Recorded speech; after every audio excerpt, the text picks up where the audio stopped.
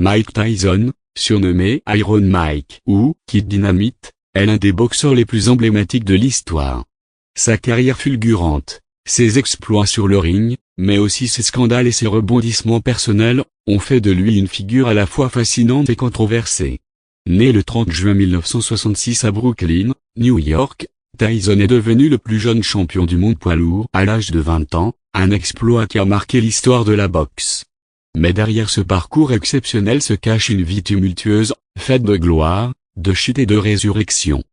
Les débuts difficiles et les découvertes du talent issu d'un milieu modeste et marqué par la violence, Tyson a grandi dans les rues difficiles de Brooklyn. À l'âge de 13 ans, il a été envoyé dans un centre de réhabilitation pour jeunes délinquants, où il a rencontré le légendaire entraîneur Cus D'Amato. Ce dernier a reconnu en lui un potentiel exceptionnel et a pris Tyson sous son aile, lui enseignant les bases de la boxe et lui inculquant une discipline de fer. Sous la tutelle de D'Amato, Tyson a rapidement grimpé les échelons du monde amateur, remportant notamment les Golden Gloves en 1984. Il est devenu professionnel en 1985, enchaînant les victoires par KO, ce qui lui a valu une réputation de boxeur redoutable. De l'ascension fulgurante vers le sommet le 22 novembre 1986, à seulement 20 ans, Tyson a affronté Trevor Berbick pour le titre mondial WBC. Il est devenu le plus jeune champion du monde poids lourd de l'histoire, un exploit qui a fait de lui une star internationale. L'année suivante, il a unifié les titres WBA et IPF, devenant ainsi le champion incontesté des poids lourds. Sa puissance de frappe, sa rapidité et sa technique en ont fait un adversaire redouté sur le ring. Les dérives et la chute. Malgré son succès sur le ring, Tyson a connu une série de scandales en dehors. En 1992, il a été condamné à 6 ans de prison pour viol, une sentence qui a profondément affecté sa carrière.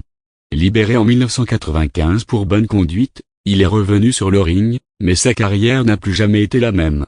En 1997, lors d'un combat revanche contre Evander Holyfield, Tyson a été disqualifié pour avoir mordu et arraché un morceau de l'oreille de son adversaire, un incident qui a choqué le monde entier. Cette année-là, il a également perdu son titre contre Lennox Lewis, marquant le début de la fin pour sa domination sur la scène mondiale de la boxe. La descente aux enfers et la rédemption en 2003, Tyson a déposé le bilan, malgré avoir gagné près de 400 millions de dollars au cours de sa carrière. Il a continué à se battre, mais ses performances ont diminué. En 2005, après une défaite contre Kevin McBride, il a annoncé sa retraite. Après sa retraite, Tyson a connu une période de réhabilitation personnelle. Il a publié ses mémoires, La vérité et rien d'autre, et a présenté un one-man show, Undisputed Truth, où il est revenu sur sa vie et sa carrière. Il a également participé à des films, des émissions de télévision et a lancé un podcast.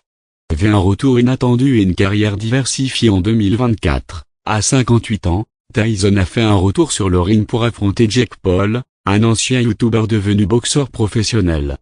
Bien que ce combat ait été critiqué pour son aspect exhibitionniste, il a marqué le retour de Tyson dans l'arène. Le combat s'est terminé par une défaite pour Tyson, mais il a prouvé qu'il restait une figure emblématique du sport.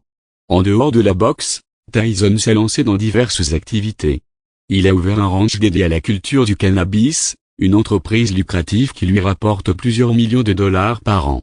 Il a également participé à des émissions de télévision, des films et a même prêté sa voix à une série animée, Mike Tyson Mystery. Vie personnelle et croyances. La vie personnelle de Tyson a été marquée par plusieurs mariages et tragédies. En 2009, sa fille Exodus est décédée accidentellement, un événement qui a profondément affecté Tyson.